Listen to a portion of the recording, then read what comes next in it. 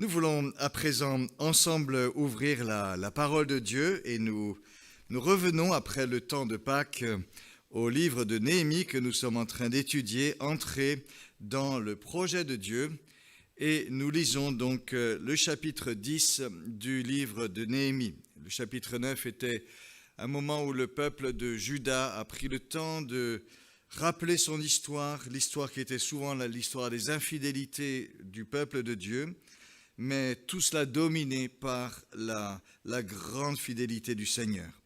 Et nous a-t-il dit au chapitre 10 et au verset 1, alors je veux juste dire une chose, c'est qu'il y a une petite différence selon les versions si vous suivez dans votre Bible. Moi j'ai marqué une référence ici, peut-être vous aurez juste un verset avant, c'est des petits décalages qui arrivent de temps en temps. À cause de tout cela, donc tout ce qui a été vécu, nous avons contracté un engagement que nous avons mis par écrit.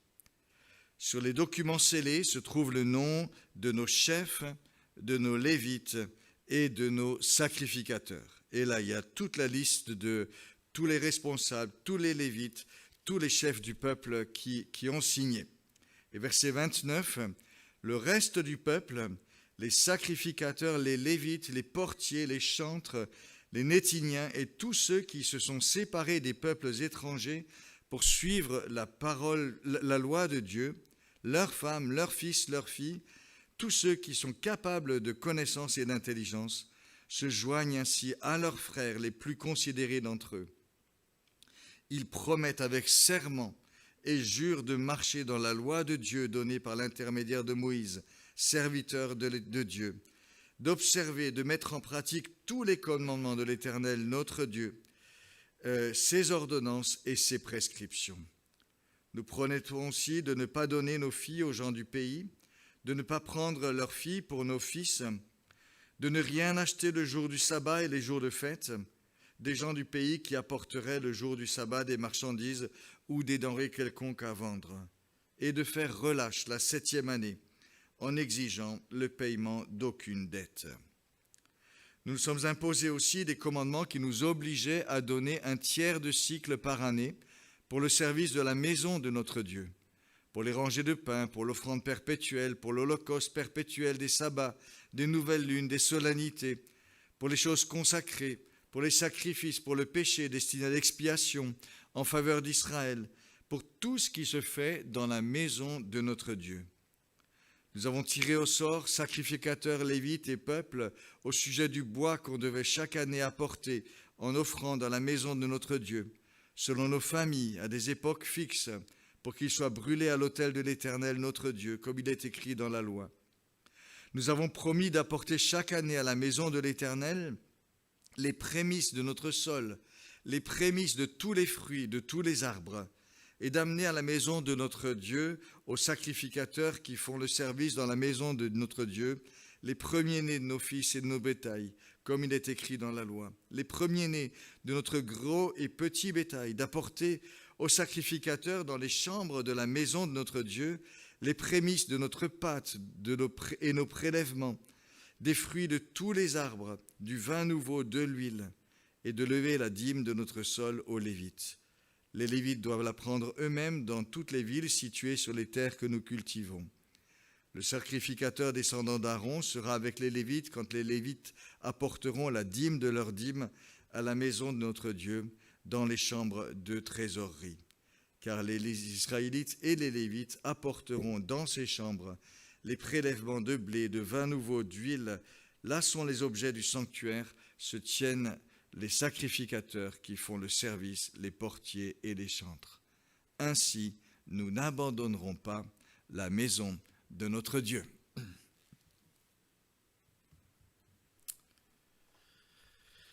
Comment donner force et consistance à nos résolutions? On le sait, certaines bonnes résolutions que l'on prend à certains moments ne tiennent pas bien longtemps. En début d'année, par exemple, assez souvent, on est plein de bonnes intentions. Je commence le sport, juré, chaque semaine, je m'y tiendrai. J'arrête les pâtisseries et le Nutella. Fini le grignotage entre les repas. Cette fois-ci, c'est décidé, je limite mon temps de télé pour ce qui est plus important. Je me souviens aussi avec un recul un peu amusé de mes promesses de gamin lors de la fête des mères. Chère maman, je te promets d'être gentil et de faire la vaisselle tous les jours. Il y a aussi ces promesses faites à Dieu. Seigneur, si tu me sors de cette maladie, si tu me délivres de cette difficulté, je te promets que tous les jours, je te remercierai, que tous les jours, je te servirai. Mais que constate-t-on? C'est que bien des résolutions tiennent une semaine, un mois, et souvent les vieilles habitudes reviennent et reprennent le dessus. Le cimetière de nos résolutions non tenues est plein d'épaves brisées. Alors certains décident de ne plus entrer dans ce schéma. On vit au jour le jour, sans engagement, comme ça vient, si ça vient. Au moins comme ça, on ne sera pas déçu et on ne décevra pas. Mais n'est-ce pas se priver d'un soutien, d'une colonne vertébrale dont on a quand même un peu besoin avec des résolutions? Ne risque-t-on pas de devenir quelqu'un en caoutchouc qui se tord dans tous les sens? Heureusement, certaines résolutions quand même tiennent et nous tiennent. Certaines décisions solides permettent de vraies victoires et donnent la joie d'atteindre de bons objectifs que l'on s'était fixés. Grâce à des choix clairs, il arrive que de nouvelles orientations de vie s'installent en nous, prennent corps véritablement en nous. Et le Seigneur est là aussi pour accompagner certaines résolutions lorsqu'elles sont tournées vers ce qui est bien, vers ce qu'il veut de bon pour nous. Il soutient notre vouloir et notre faire. À celui qui est ferme dans ses dispositions, tu assures la paix, parce qu'il se confie en toi. Nous assistons dans notre texte à un engagement ferme et remarquable de toute la communauté du peuple de Juda. Cet engagement concerne leur vie avec Dieu. Ils s'engagent par une promesse solennelle à marcher dans la loi de Dieu, à mettre en pratique tous les commandements du Seigneur. Qu'est-ce qui les conduit à cela? Ils ont vécu d'abord l'expérience intense de bâtir ensemble Jérusalem, sa muraille. Une tâche qui 3 mois plus tôt semblait mission impossible, ressemblait à une montagne insurmontable. Et cette montagne a été surmontée. Ils ont vécu ensuite un mois entier où à plusieurs reprises, ils ont fait mémoire. Ils se sont approchés ensemble de Dieu pour écouter sa parole, rappeler son action. Ils viennent aussi de rappeler par une longue prière toute la fidélité du Seigneur au cœur de l'histoire des infidélités de son peuple si souvent. Et nous est-il dit, c'est à cause de tout cela, en réponse à tout cela, que nous avons pris un ferme engagement. Tout cela les conduit à vouloir renouveler leur engagement envers Dieu. C'est donc certainement une reconnaissance pour le chemin parcouru. C'est aussi le fruit de cœurs touchés par la parole de Dieu, une parole que l'on a vraiment écoutée. Mais cet engagement vient aussi en rupture avec l'histoire des infidélités et des limites du peuple d'Israël. Et cela rappelle qu'il n'y a pas de fatalité, qu'on n'est pas condamné à répéter toujours ce qui s'est mal passé. On peut vraiment s'attendre à Dieu pour faire mieux, c'est ce qu'ils font là. Cet engagement conclut aussi une prière de repentance collective. Et cela rappelle qu'une vraie repentance conduit à autre chose qu'au seul regret. Ce n'est pas juste regretter. La vraie repentance conduit au changement, conduit à produire des fruits de la repentance. Et ici, ces fruits sont un engagement solennel renouvelé à marcher dans les voies de Dieu. Et je dirais que toutes ces choses peuvent pour nous aussi nous conduire à renouveler notre engagement envers Dieu. une montagne que nous avons franchie grâce au secours de Dieu. Seigneur, en retour, je veux vraiment me donner à toi. Et encore plus, tu m'as permis de franchir cette montagne. La parole vraiment qu'on a écoutée, qui nous a rejoints, qui nous a touchés, Seigneur, je veux vraiment faire ce que tu me demandes.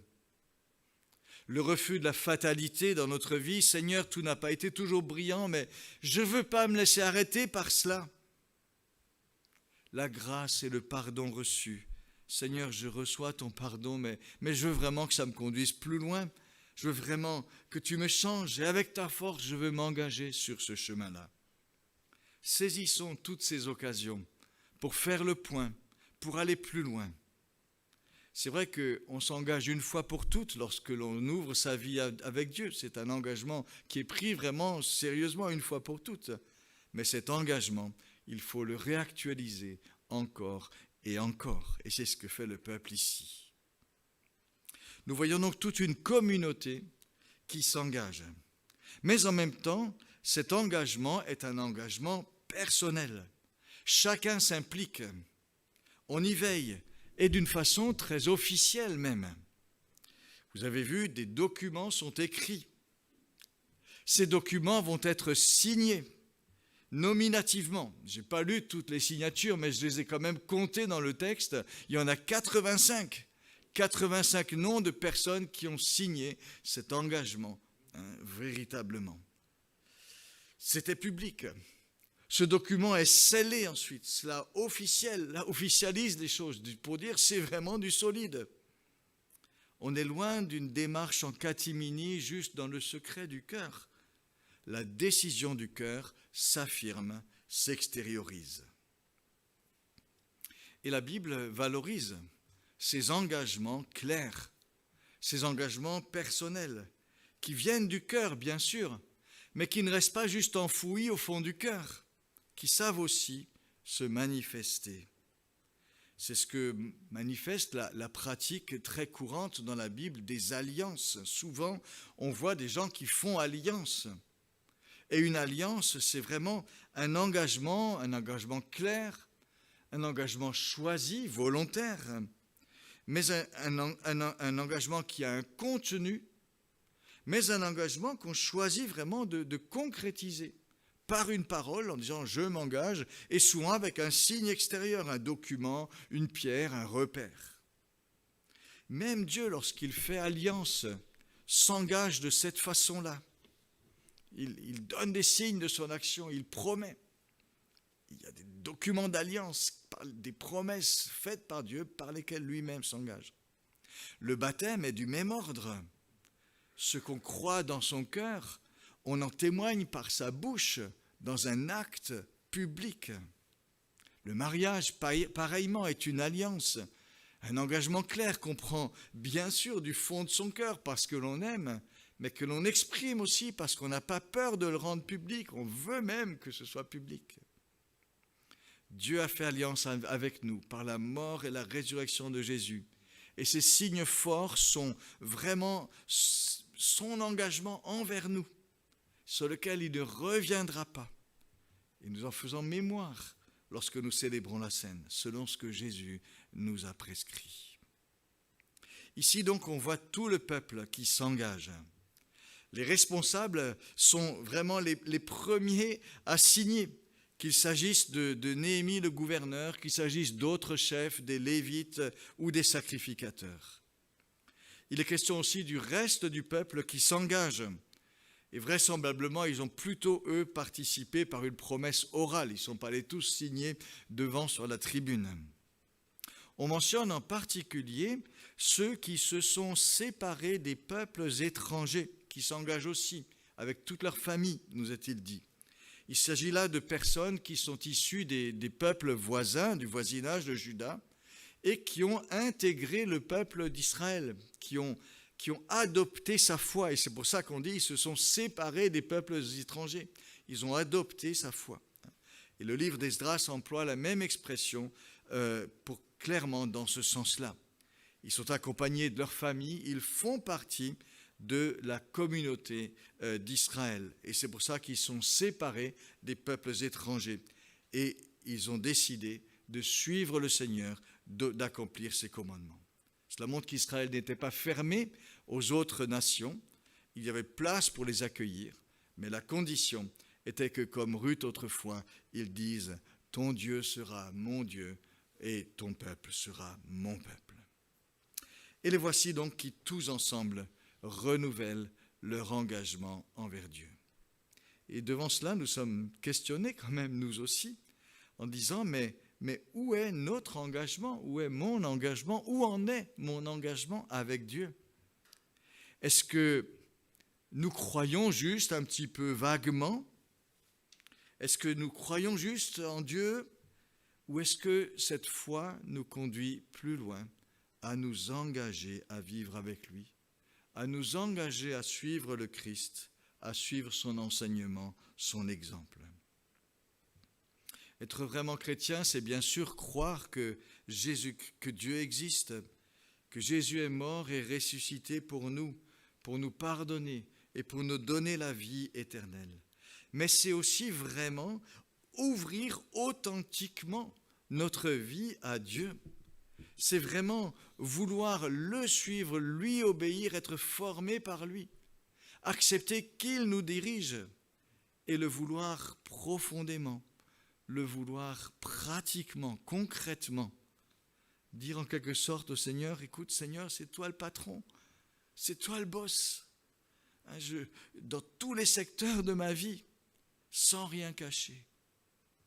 Et il y a là tout un aspect très important de la foi, la vraie foi, qui consiste vraiment à dire au Seigneur, je veux que tu règnes dans ma vie, que tu règnes toi sur ceci, sur cela, très concrètement dans ma vie, que tu règnes sur mon temps, que tu règnes sur mon argent, que tu règnes sur ma manière de réagir, que tu règnes sur ce que je regarde, que tu règnes sur ce que je consomme, sur ce que j'écoute, sur ce que je dis, sur ma façon de penser, sur ma façon de considérer les autres, sur mes actions, sur mes décisions, sur mes priorités. On peut encore allonger la liste.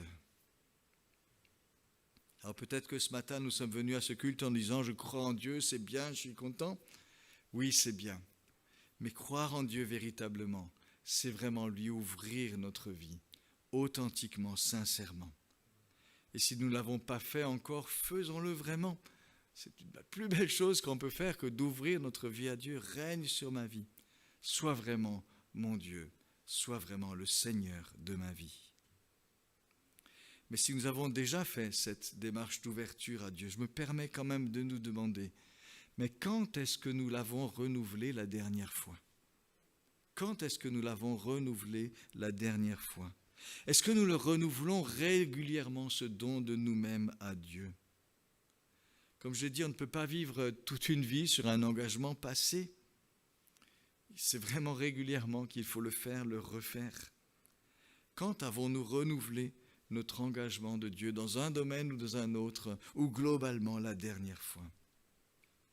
J'ai besoin de temps en temps de prendre du temps et de faire un point avec Dieu, une sorte de check-up devant Dieu, de ma vie devant le Seigneur pour dire, oui, Seigneur, ça vraiment je te l'ouvre, ça je veux te le confier, vraiment te le donner.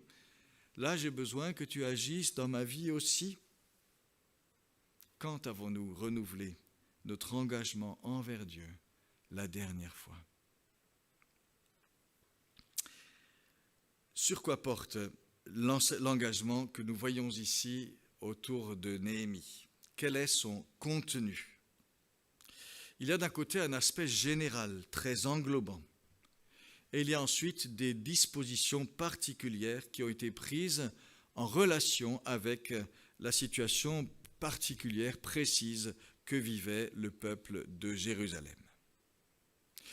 Le contenu général, d'abord, c'est tout un programme. Il s'engage à marcher dans la loi de Dieu, à mettre en pratique tous les commandements de l'Éternel notre Dieu, ses ordonnances, ses prescriptions. C'est très généraliste, c'est absolument englobant. On peut dire ce genre de choses de manière assez superficielle. Je veux vraiment tout faire, Seigneur, pour toi. Comme les gens qui veulent aimer tout le monde. C'est le meilleur moyen souvent de rien faire que de faire des choses comme cela.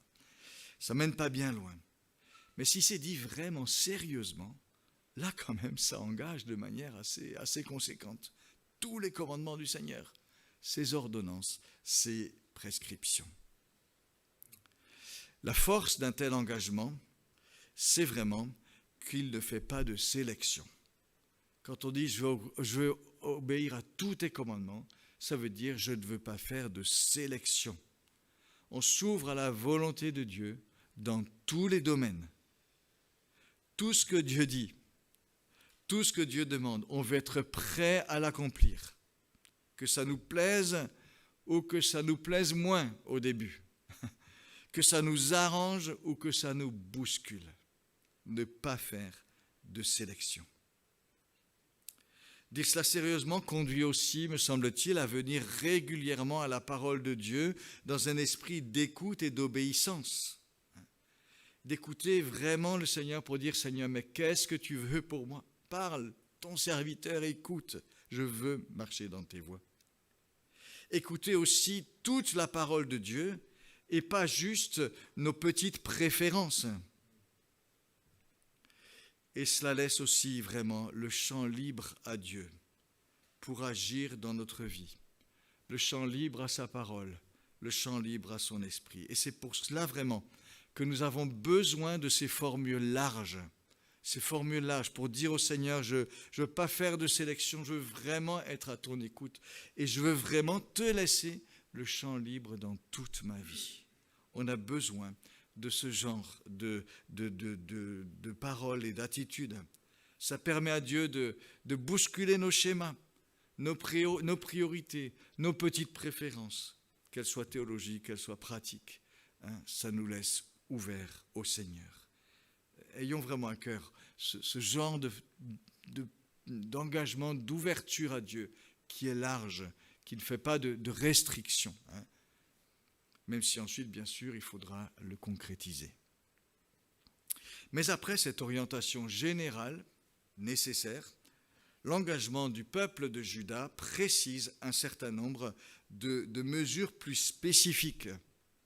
Il faut bien voir le contexte. Ils ont écouté pendant plusieurs jours la loi de Dieu dans son ensemble. Pendant tout le 7e mois, il est dit que plusieurs fois, ils ont passé des demi-journées à écouter la loi de Dieu. Donc, ils ont vraiment bien écouté tout. Et maintenant, ils repèrent un certain nombre de thèmes qui sont particulièrement importants pour eux à ce moment précis de leur histoire, en disant là, il y a vraiment quelque chose à faire. Et c'est assez intéressant de voir qu'ils ne choisissent pas les choses forcément les plus faciles à accomplir, mais ils choisissent des dispositions exigeantes, mais nécessaires, qu'ils se donnent comme objectif. 4 domaines sont choisis. D'abord, la question des mariages, et ce qui concerne la spécificité de la foi à préserver. La question du sabbat, avec toute sa signification en termes de consécration à Dieu. La question de la relâche agricole, avec le souci des plus vulnérables. Et la question de la générosité, l'attention au culte. Voilà les domaines qu'ils choisissent comme étant importants pour eux dans leur vie concrète. Un peu comme quand on fait un projet d'église, on dit on va essayer de voir ces éléments plus importants. Les 2 premières mesures, celles sur le mariage et sur le sabbat, sont liées à un besoin et un danger particulier, la question de préserver son identité. Il y avait le risque de perdre d'une certaine façon son identité. Il faut bien se rendre compte qu'au retour de l'exil, le peuple de Juda est devenu, dans ce qui était autrefois leur pays, une minorité, une petite minorité, dans une région qui mêlait désormais toutes sortes de peuples, toutes sortes de cultures et toutes sortes de croyances. Ils n'étaient plus chez eux comme avant l'exil, parce que beaucoup de populations s'étaient installées, s'étaient mêlées, les empereurs assyriens et babyloniens avaient injecté d'autres populations, tout avait changé. Et on sait que la tendance du monde ancien, en matière de religion en particulier, était ce qu'on appelle le syncrétisme, c'est-à-dire on ne choisit pas entre les dieux, mais si on a un dieu, on peut très bien aussi s'adjoindre une autre croyance, faire un petit peu un mélange de tout cela. Ce sera plus efficace finalement si on a ce dieu et celui-là et tel autre. C'était ainsi que fonctionnait vraiment tout l'Orient ancien en ce qui concerne les questions religieuses. Un peu comme chez nous d'ailleurs aujourd'hui, où chacun bricole un petit peu sa foi avec ce qu'il trouve ici ou là. Et c'est vrai que c'est assez pratique, cette idée du syncrétisme, ça permet finalement de ne pas trop choisir. Mais face à cette façon de faire, Dieu s'était révélé à Israël comme étant vraiment l'unique, le seul vrai Dieu. Et du coup, associer d'autres divinités au culte de l'unique Seigneur, cela devient de l'idolâtrie et ça devient une offense au Seigneur. Et c'est même pratiquement une certaine forme de mépris pour le fait que Dieu s'est fait connaître lui-même, a pris la peine de se faire connaître dans l'histoire de son peuple en intervenant, en s'authentifiant lui-même. Et le fait de dire je peux un peu faire comme les autres, saisir vraiment un peu ce que je peux trouver chez chacun, c'était une façon de laisser de côté, de mépriser pratiquement le soin que Dieu avait donné en se faisant connaître dans l'histoire de son peuple, en lui donnant sa parole. Et cette exigence donc du Dieu unique distingue Israël des nations qui l'environnent. Tout comme nous, ça nous distingue en tant que chrétiens de savoir qu'il n'y a de salut en autre qu'un autre que Jésus, mort et ressuscité pour nous. Dieu nous a fait ce don, mais c'est le chemin par lequel il faut passer parce que Dieu a fait ce don et que ce don est là et nulle part ailleurs. Au retour de l'exil, donc, les rescapés du peuple de Juda se sont installés dans cet environnement nouveau. Et certaines personnes, nous l'avons dit, venant des pays environnants, ont adhéré à la foi dans le Dieu d'Israël, en Yahvé. Elles ont été accueillies au sein de la communauté de Juda. Et ça montre qu'il n'y avait aucun orgueil national au sein du peuple de Dieu. Mais certains Judéens, y compris des sacrificateurs et des Lévites, avaient épousé des femmes de ces peuples. Et des femmes qui avaient gardé leur croyance, qui gardaient leur croyance, qui pratiquaient leur culte dans la maison et qui enseignaient leurs enfants aussi dans ces croyances. Le livre d'Esdras nous parle de cela au chapitre 9. Et il y avait là du coup un risque réel pour l'avenir d'Israël, pour la préservation de l'identité du peuple de Dieu. Il y avait là un risque aussi que l'idolâtrie qui avait si souvent causé la perte d'Israël autrefois, avant l'exil, s'infiltre de nouveau et se mêle au culte et détourne du Seigneur. Et c'est pourquoi la loi de Dieu était claire. Elle disait, tu ne contracteras pas de mariage avec ces peuples, tu ne donneras pas tes filles à leurs fils, tu ne prendras point leurs filles pour tes fils, car ils détourneraient de moi tes fils, qui serviraient d'autres dieux. Et la colère du Seigneur s'enflammerait contre vous, il te détruirait promptement. Voilà l'enjeu. Ne pas se détourner de Dieu, ne pas perdre son identité de peuple de Dieu. Et c'est vrai qu'on peut penser vraiment qu'au retour de l'exil, il n'a pas toujours été facile pour les gens qui étaient là de trouver un conjoint au sein de la communauté limitée des Judéens. Ils n'étaient pas forcément très très nombreux.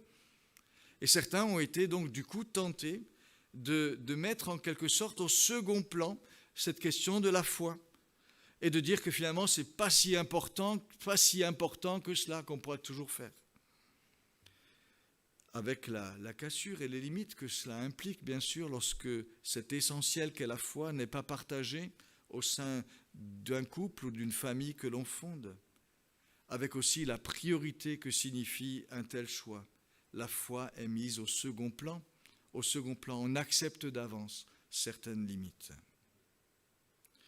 L'engagement pris ici par le peuple de Jérusalem exprime la volonté de vraiment remettre Dieu à la première place en tout, y compris dans le domaine de son couple, dans le domaine de sa famille.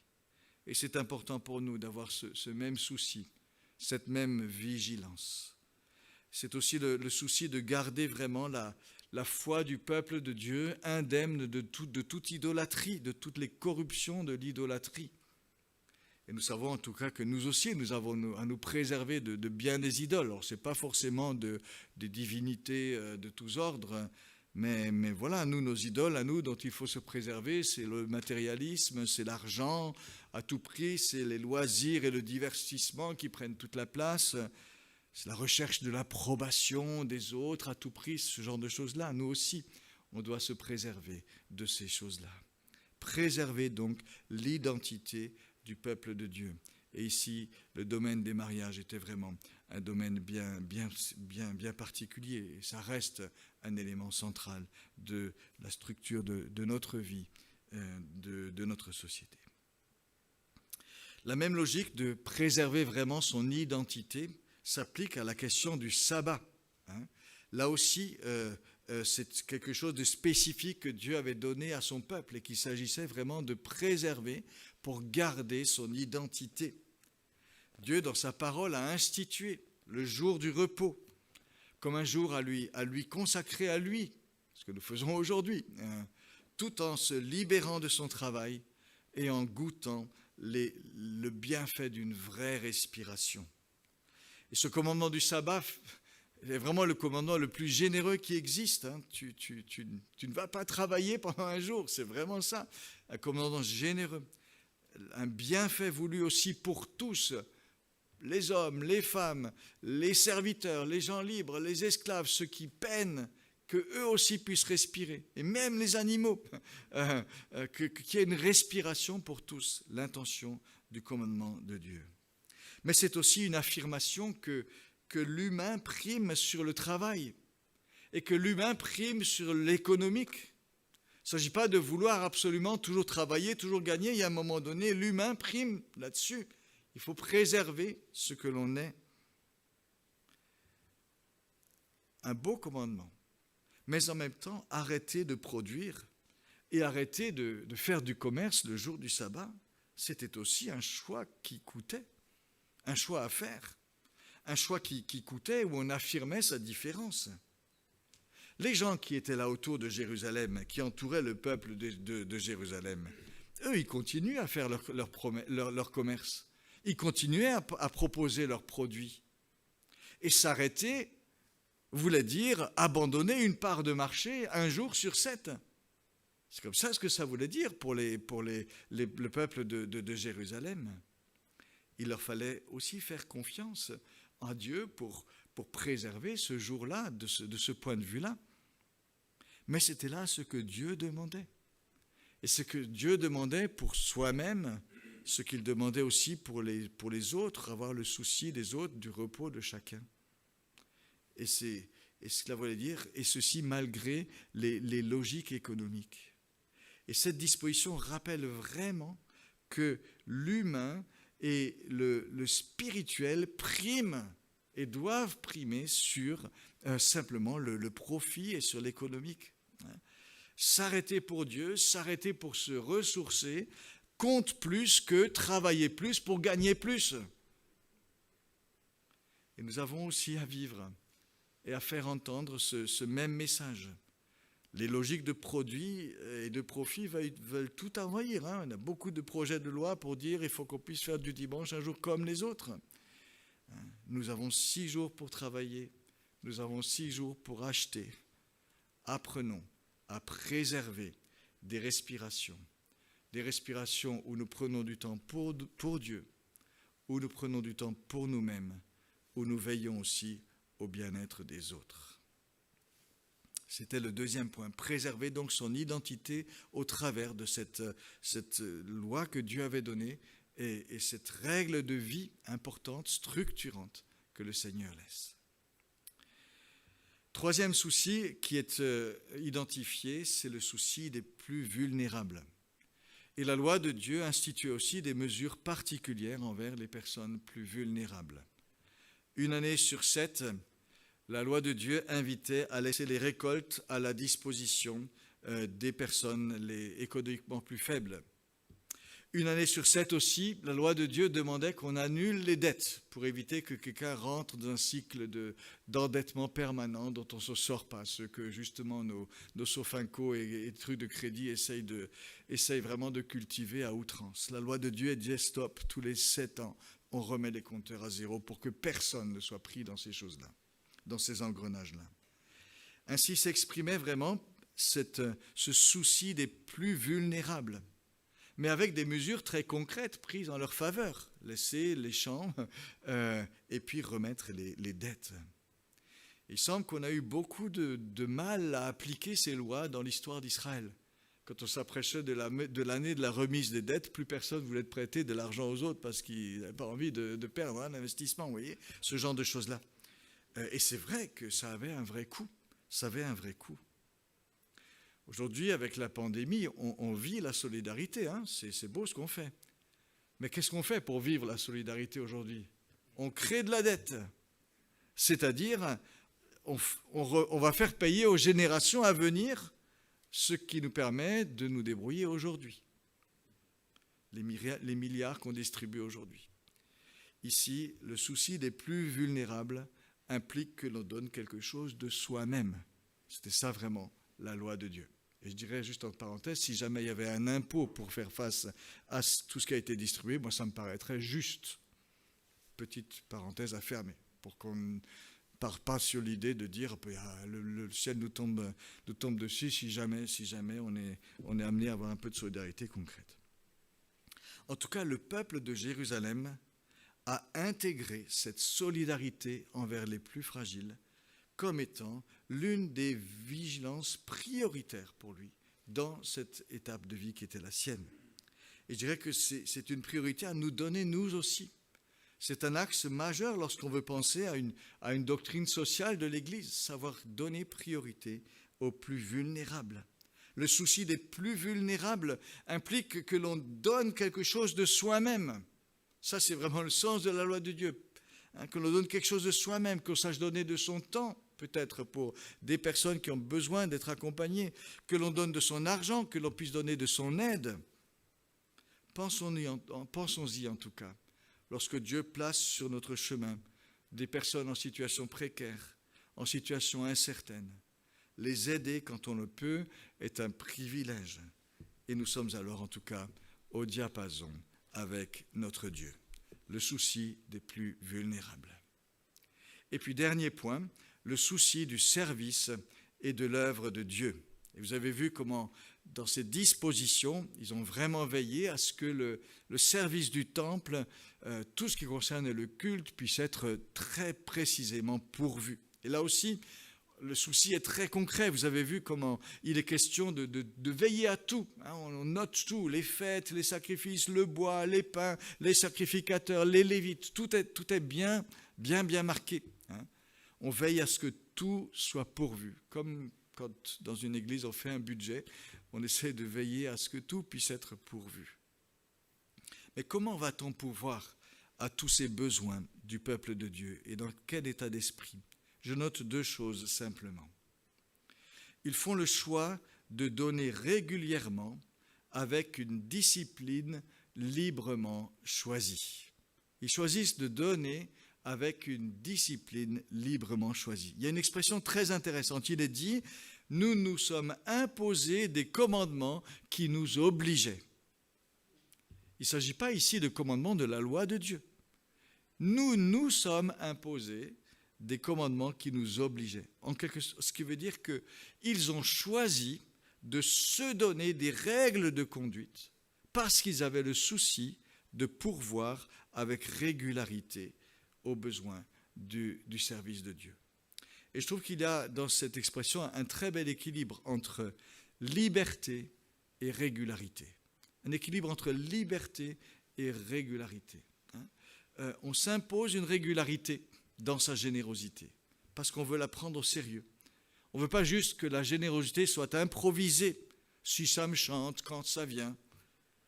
On se donne une régularité, parce qu'on a à cœur le service de Dieu, parce qu'on a à cœur l'œuvre de Dieu, parce qu'on veut y participer.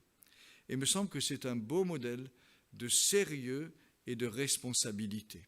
Et si on parle d'offrande dans le cadre de l'Église, c'est vraiment dans ce sens-là, avec cet esprit-là qu'il faut l'envisager, qui mêle le sérieux, la responsabilité et la liberté. Nous nous sommes imposés, personne ne nous l'a imposé. C'est vraiment important. Deuxième belle image de ce texte est la résolution d'apporter à chaque année les prémices des récoltes. On insiste pas mal dans le texte. Les prémices, c'est la première partie de la récolte. Et apporter les prémices, c'est vraiment d'abord dire la reconnaissance à Dieu parce qu'il a permis la récolte. Mais c'est aussi dire au Seigneur, je veux que tu sois le premier servi. Je veux que tu sois le premier servi. J'ai le début de ma récolte, Seigneur, c'est pour toi. Merci, tu m'as tout donné.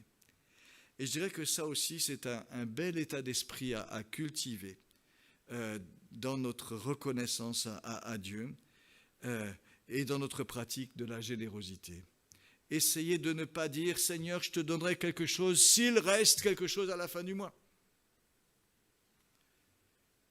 Mais dire plutôt, Seigneur, je veux faire de la générosité une priorité. Une priorité. Et peut-être ajuster les dépenses qui peuvent être ajustées en fonction de cette priorité que l'on se donne. Concrètement, ça veut dire essayer de faire une part à la générosité dans notre budget plutôt en début de mois qu'en fin de mois.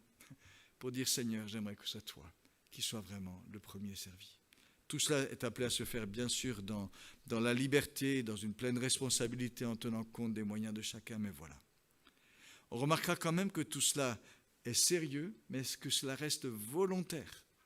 Ce n'est pas imposé, ni par la pression, ni par une obligation, ni par des promesses fumeuses de retour sur investissement, comme cela arrive parfois. Mais voilà, un bel exemple du souci vraiment du service de Dieu et de l'œuvre de Dieu, et un bel état d'esprit mis en œuvre. Alors voilà, dans tout cet épisode, nous voyons le peuple de Dieu manifester vraiment le désir de faire une vraie place, une belle place au Seigneur. C'est vraiment cela ce que veut dire tout cet épisode-là. Il n'hésite pas pour concrétiser ce souci de faire une belle place à Dieu. Il n'hésite pas à s'engager personnellement, concrètement. Il laisse la parole de Dieu les orienter, tout en discernant les enjeux pour leur situation très concrète. Alors que cela puisse nous conduire, nous aussi, à renouveler aussi dans notre cœur, très personnellement devant Dieu, nos dispositions pour le Seigneur, pour le suivre, pour l'aimer, pour lui faire une belle place. Nous savons bien mieux que Néhémie et son peuple l'engagement immense de Dieu envers nous en Jésus-Christ. Alors cultivons en retour le souci de Dieu de manière authentique, de manière sérieuse, mais aussi de manière joyeuse et reconnaissante, car Dieu est si bon pour nous, il a tant fait pour nous. Seigneur, que ma vie soit tout à toi. Je veux